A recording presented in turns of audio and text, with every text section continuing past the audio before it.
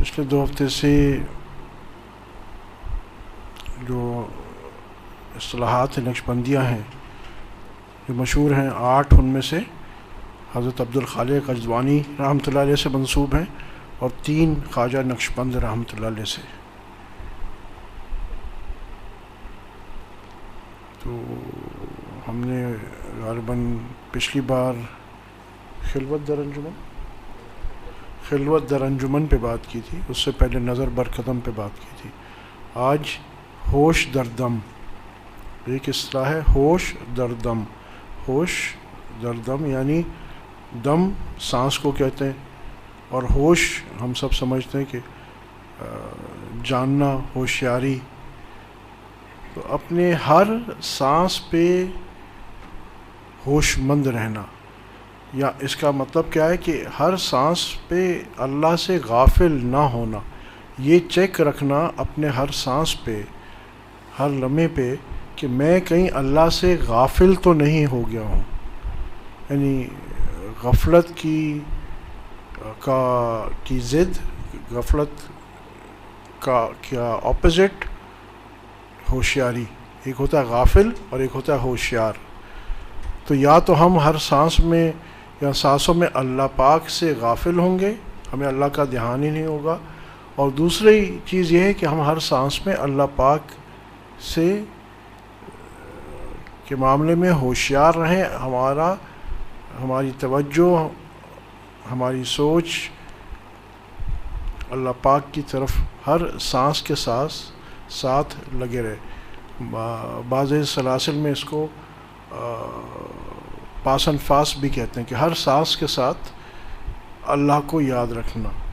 یعنی سانس اندر جا رہا ہے تو باہر جا رہا ہے، تو جیسے اللہ اور پھر ہو ہر سانس کے ساتھ. مگر ہمارے سلسلے میں یوں اللہ ہو یوں نہیں ہے، مگر ہر سانس پہ ہر سانس کی جو سمجھے کہ نگہداشت کرنا، ہر سانس پہ ہوشیار رہنا، چوکنا رہنا. جیسے ایک آدمی چوکیدار ہوتا ہے، کسی بیریئر پہ اس کی تعیناتی ہوتی ہے، تو گیٹ پہ وہ کھڑا ہوتا ہے تو وہ دیکھ رہا ہوتا ہے کہ کون اندر آ رہا ہے، نہیں جا رہا ہے، آ رہا ہے، اور کوئی ایسا بندہ تو اندر نہیں جا رہا جس کے پاس اتھارٹی نہیں ہے. جیسے تجربہ ہوگا آپ کو کہ آپ اگر ایئرپورٹ جاتے ہیں تو لاؤنج کے اندر اگر آپ نے ڈپارچر لاؤنج میں گھسنا ہوتا ہے تو گیٹ پہ جو گارڈ ہوتا ہے، جو اے ایس ایف والا ہوتا ہے، وہ ہر آنے جانے والے کو چیک کر رہا ہوتا ہے. پیسنجر کا ٹکٹ چیک کر رہا ہوتا ہے، اور اگر کوئی ایئر لائن والا جا رہا ہوتا ہے یا کوئی اور کسٹمز والا جا رہا ہوتا ہے تو اس کا وہ کارڈ چیک کر رہا ہوتا ہے، اس کے بغیر وہ اندر نہیں جانے دیتا. اس کا مطلب کیا ہے کہ وہ ہوشیار ہے ہر آنے جانے والے کے معاملے میں.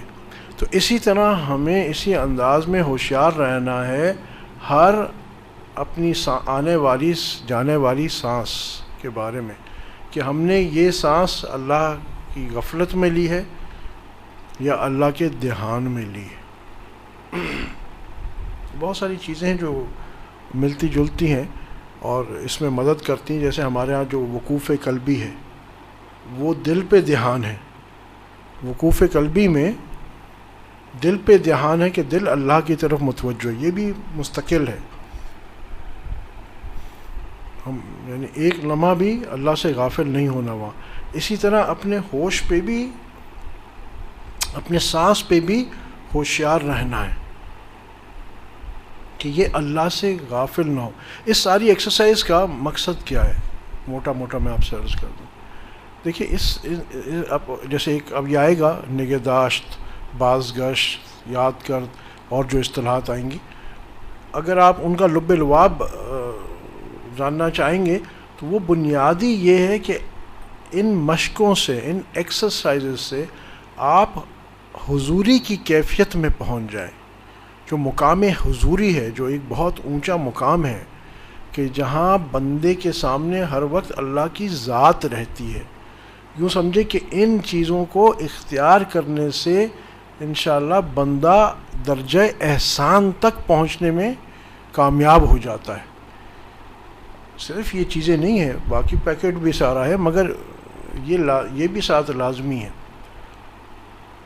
یا میں باقی پیکٹ اس واسطے میں نے کہا کہ بعض اوقات بہت سارے جاہل صوفیاء جو ہیں نا وہ صرف ان چیزوں پہ اور ذکر اذکار پہ زور دیتے ہیں اور کہتے ہیں جی اب ہمیں نماز پڑھنے کی ضرورت نہیں ہے.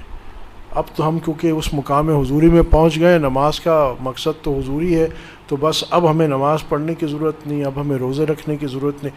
یہ سب جہالت کی باتیں، یہ سب جہالت کی باتیں. تو اس واسطے میں نے کہا وہ عبادات جو نبی کریم صلی اللہ علیہ وسلم بتا کے گئے، جو لازم کر کے گئے، وہ لازمی ہے. اس کے بغیر مقام حضوری میں نہیں پہنچیں گے. اگر اس کے بغیر آپ کہیں پہنچ رہے ہیں اور آپ سمجھ رہے ہیں کہ آپ مقام حضوری میں ہیں تو جان لیجئے کہ یہ دھوکہ ہے اور یہ شیطان کی طرف سے استدراج ہے. ایک ہوتی نورانی کیفیت اور ایک ہوتی ہے وہ کیفیت جو شیطان کی طرف سے کیا شیطان کے اثر سے چیزیں نظر آتی ہیں. اسی واسطے ایک اور نقطہ نکلتا ہے، یہاں ایک اور نقطہ نکلتا ہے کہ اسی واسطے ہمیں شیخ کامل کی ضرورت ہے جو ہمیں بتائے کہ یہ کیفیت نورانی ہے یا ظلماتی ہے، یہ شیطان کا استدراج ہے یا واقعی بإذن اللہ ہے، اللہ کی طرف سے. یہ بہت لازمی چیز ہے. بہت سارے لوگ خود بس کتابیں پڑھ کے یا آڈیو نوٹ سن کے خود ہی ذکر شروع کر دیتے ہیں کہ جی 1 لطیفہ 2 لطیفہ 4 لطائف 10 خود ہی شروع کر دیے. یہ کتابوں سے پڑھ کے سارا اگر معاملہ حل ہو جاتا تو پھر یہ بڑے بڑے علماء کرام بزرگ کسی اللہ والے سے بیعت کیوں کرتے؟ ان کو کیا ضرورت تھی؟ پڑھے لکھے تھے، بڑے بڑے علماء تھے. جیسے میں بار بار بڑے بڑے علماء کے مثال دیتا ہوں، حاجی امداد اللہ مہاجر مکی رحمۃ اللہ علیہ، کتنی بڑی شخصیت، ان کو کسی کے پاس جانے کی کیا ضرورت تھی؟ مجدد الفسانی رحمۃ اللہ علیہ، ان کو جانے کی کیا ضرورت تھی؟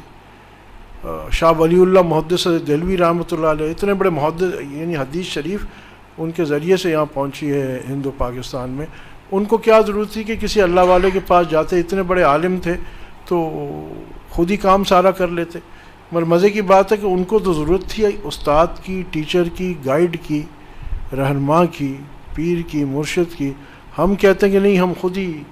اچھا جی کیا نشانی ہے لطائف جاری ہونے کی؟ ارے نشانی تمہیں بتائیں تو اس کو سیکھو نا. اس کو سیکھنے کے لیے عمریں گنوانی پڑتی ہیں، تب جا کے تمہیں نشانیاں پتہ چلیں گی. صرف ایسے کتاب میں نقل نہیں کر سکتے صرف، ورنہ کوئی وہ بار بار میں کہتا ہوں نا، کتاب پڑھ کے کوئی آپریشن نہیں کر دیتا. ہارٹ بائی پاس کتاب پڑھ کے کوئی نہیں کر سکتا. ارے ساری چیزیں ہو سکتا ہے کہ آپ نے جس کا آپریشن کیا اس کو بائی پاس کی ضرورت ہی نہ ہو. آپ صرف یہ دیکھیں جی چیسٹ میں پین ہو رہی ہے، چلو بھائی لٹا دو اس کو. بھائی چیسٹ میں پین تو گیس بھی ہو سکتی ہے اس کو. اور بعض اوقات کوئی آتا جی دانت میں پین ہو رہی ہے اور اس کا ECG کرتے ہیں اور ڈاکٹر کہتا ہے اوہ اس کو تو ہارٹ اٹیک ہو گیا. تو ہمارے حضرت فرماتے ہیں ایک چھٹاک علم کے لیے 1 من عقل چاہیے. تو مختصر یہ کہ یہ جو ہے ہوش دردم، اپنے ہر لمحے کی، ہر سانس کی حفاظت کرنا، اس پہ ہوشیار رہنا، اس پہ ہوشیار رہنا. اچھا اس کا یہ مطلب بھی نہیں کہ آپ سب کو مجلس میں دور بٹھا دیں اور بھائی یہ میں سانس یا تو سانس بند کروں گا تب بات کر لینا، میں جب تک میں سانس لینا ہوں یا مجھ سے بات نہیں کرنا. ایسے نہیں ہے. یہ جب آپ اس پہ پریکٹس کریں گے نا، تھوڑا سا توجہ دیں گے سانس، جیسے دل پہ توجہ دے رہے تھے وقوف قلبی میں، اسی طرح تھوڑا سا سانس میں، یعنی ہر لمحے میں اللہ کی طرف سے غافل تو نہیں ہوں، مجھے اللہ یاد ہے کہ نہیں. کئی نشانیاں آ جاتی ہیں، خاص طور پہ جب آدمی ہنستا ہے تو اس وقت ضرور چیک کرے، کیونکہ ہنسنا غفلت کی نشانی ہے. کہہ مارنا تو ہے ہی غفلت کی نشانی. تو اپنے آپ کو چیک کرے اس وقت کہ یہاں مجھے اللہ یاد تھا کہ نہیں. کھانے کے بیچ میں اپنے کو چیک کرے کہ میں غفلت میں تو نہیں کھا رہا ہوں. باتیں بھی کر رہا ہے، بچوں کے ساتھ ہنس کھیل بھی رہا ہے، مگر صرف اتنا چیک کر لے کہ کوئی ایسا نہیں کہ ایک لمحہ، یعنی ایک سانس اندر لینا باہر لینا، اس کا مقصد کیا ہے کہ ایک لمحے کے لیے بھی میں کہ اللہ سے غافل تو نہیں ہوا ہوں.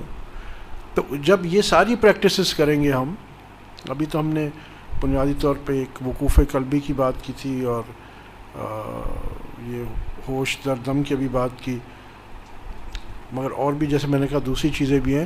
تو مقصد جب یہ کرنا شروع ہو جائیں گی تو انشاءاللہ یہ کس مقام پہ پہنچا دے گا ہمیں کہ پھر ہمیں دائمی 24/7 اللہ پاک کی وہ حضوری والی کیفیت حاصل ہو جائے گی. پھر ایسی کیفیت ہوگی کہ ہر وقت ہمیں ایسے لگے گا اللہ پاک ہمارے سامنے ہے.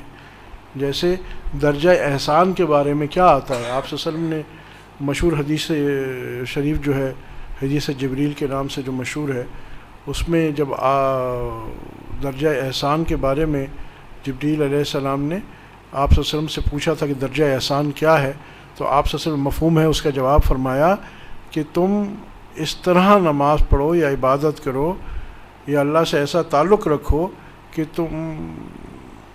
جیسے تم اللہ کو دیکھ رہے ہو. اور یہ ہے حضوری کی کیفیت. اور اس کا لوور ورژن کہ اگر یہ نہیں ہو سکتا کہ تم اللہ کو دیکھ رہے ہو تو پھر یہ کیفیت کہ اللہ تمہیں دیکھ رہا ہے. تو اس مقام تک پہنچنے کے لیے جیسے کہتے ہیں نا وہ 6 پیکس بنانے کے لیے یہ ایکسرسائز ہے، یہ ایکسرسائز ہے، یہ ایکسرسائز ہے. تو یہ جو ایکسرسائزز ہیں وہ 6 پیکس بنانے کے لیے یا 8 پیکس، مجھے کبھی میں جم گیا نہیں ہوں تو پتہ نہیں ہے، اور بہرحال وہاں تک پہنچنے کے لیے یہ ایکسرسائزز ہیں. اس پہ جتنا آپ ٹائم دو گے تو آٹومیٹکلی آپ وہاں پہنچ جاؤ گے. وہ حضوری والی یہ سب آپ کو حضوری والی کیفیت کی طرف لیتے جا رہی ہیں. لوگ پوچھتے ہیں کہ میں اکثر یہ عرض کرتا ہوں کیفیات مقصود نہیں ہے، مگر لوگوں کسی کو کچھ کیفیات ہوتی تو وہ سمجھتا ہے اب میں کمال پہ پہنچ گیا ہوں، اب آگے کون سا رستہ ہے. کمال پہ ہرگز نہیں پہنچے، چاہے کیفیات تمہاری نورانی کیوں نہ صحیح ہو. کیفیات سے کمال کا تعلق نہیں ہے، کوئی تعلق نہیں کیفیات سے. بڑے نیچے کے درجے میں بھی کیفیات ہوتی ہیں اور بہت بہت منتہی کو بھی کیفیات نہیں ہوتی. تو جو منتہی ہے، جو پہنچ گیا ہے، اس کو کیونکہ کچھ چیزیں نظر نہیں آ رہی تو اس کا یہ مطلب نہیں کہ اس کا مقام نیچا ہے. اور تمہیں یا مجھے پہلے درجے پہ کچھ چیزیں نظر آ گئی تو ہم سمجھتے ہیں کہ اصل چیز کیا ہے، یہ مقام حضوری، تعلق مع اللہ، قرب رسول اللہ صلی اللہ علیہ وسلم. اس کے اندر اضافہ دعویٰ تو میں بھی کرتا ہوں میرا اللہ اور رسول سے تعلق ہے، مگر وہ شدید تعلق، اور پھر شدید ہے تو شدید تر تعلق، اور پھر شدید تر ہے تو پھر شدید تر سے بڑھ کے تعلق، یعنی ایسا تعلق جس میں شدت کی کوئی انتہا نہ ہو. تو بس اس نقطے کو بس یہاں تک عرض کرنا ہے کہ بس آپ اپنے تھوڑا سا اس کی مشق کرنا شروع کر دیں. جیسے وقوف قلبی ہے کہ دل پہ ہم مشق کرتے ہیں کہ ہمارا دل ہر وقت اللہ کی طرف متوجہ ہے، تو ہوش در دم اب ہم نے اپنے ہر سانس پہ کانشیس رہنا ہے کہ کہیں یہ سانس میرا اللہ کی یاد کے بغیر تو اندر نہیں گیا، اللہ کی یاد کے بغیر تو نہیں آیا، غفلت میں تو نہیں گیا. اگین اس میں ذکر بھی ضروری نہیں ہے.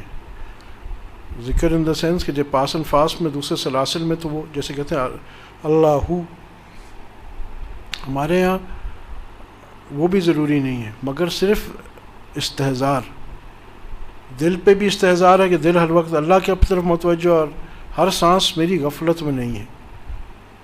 تو اس کی جتنی مشق کریں گے نا، ابھی بہت مشکل لگ رہا ہے مگر ہے بہت آسان. صرف ہمت کے ساتھ ہم اس کی تکرار کرنے والے ہوں، پریکٹس کرنے والے ہو جائیں، چاہے 6 مہینے لگ جائیں، چاہے سال لگ جائے، کوئی فرق نہیں. انہیں کچھ کرنا تو ہے نہیں، کوئی مشقت تو ہے نہیں، الگ ٹائم تو نکالنا نہیں ہے. اتنا سمپل، اس سے سمپل کیا ہوگا. تو اس کو اگر انشاءاللہ ہم لے کے چلیں گے تو آپ خود دیکھیں گے اللہ پاک آپ کو بہت ترقیوں سے نوازے گا. آپ تھوڑی دیر کے لیے ہم مراقب ہو جاتے ہیں، اپنی آنکھوں کو بند کر لیں، ہونٹوں کو ملا لیں، زبانوں کو تالو کے ساتھ لگائیں تاکہ حرکت نہ کرنے پائے. دل میں جو الٹے پستان سے 2 انگل نیچے پہلو کی جانب ہے، اس میں خیال کیجئے کہ اللہ جل جلالہ عنوان والوں کے ذکر کے انوارات، تجلیات، برکات کا نور حضور اقدس صلی اللہ علیہ وسلم کے سینے مبارک سے، قلب مبارک سے، سرجان دین سلسلہ عالیہ نقشبندیہ کے توسل سے میرے دل پر آ رہا ہے، جو میرے دل کے اندھیرے، گناہ، قدرات، ظلمات سب مٹا دیتا ہے. اور میرا دل کہہ رہا ہے اللہ اللہ اللہ.